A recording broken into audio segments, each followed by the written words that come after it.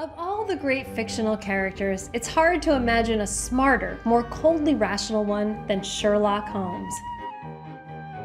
Holmes, the genius detective, sprang from the very special mind of Arthur Conan Doyle.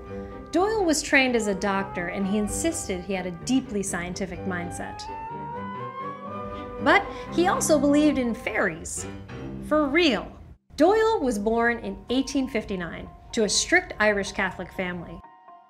Doyle rejected his faith at school, declaring, "Never will I accept anything which cannot be proved to me." So how did he end up believing in fairies? This was all part of the spiritualist craze of the 19th century. Spiritualism started in the US in the 1840s, but soon caught on in England. Spiritualists believed that the spirits of the dead walked among us, and that they were trying to talk to us.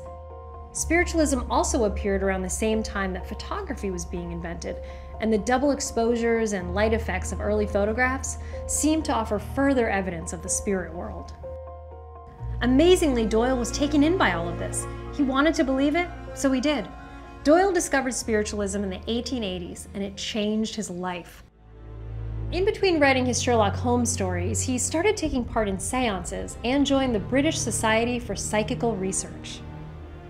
It wasn't until 1916, the middle of World War I, that Doyle went totally public with his spiritualist beliefs. He started lecturing and doing everything he could to spread the good word about the other world. People thought he was mad. One newspaper headline asked, "Is Conan Doyle mad?"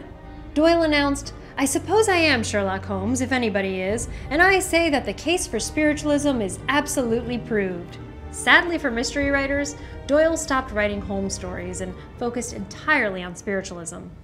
Doyle became fascinated by a famous incident known as the Cottingley fairies, in which a couple English schoolchildren claimed to commune with, yes, fairies. Not only that, they had photos of the fairies. A lot of people thought the whole thing was a hoax, but not Doyle. He doubled down on his belief and wrote the serious, not ironic book, The Coming of the Fairies. He also became friends with the American illusionist Harry Houdini because he believed that Houdini's tricks were real.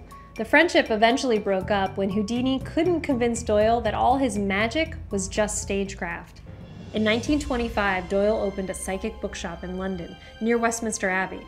The shop was a center for spiritualist information. It also had a publishing company and even had a little museum. Doyle paid for the whole thing out of his own pocket, and it lost a ton of money.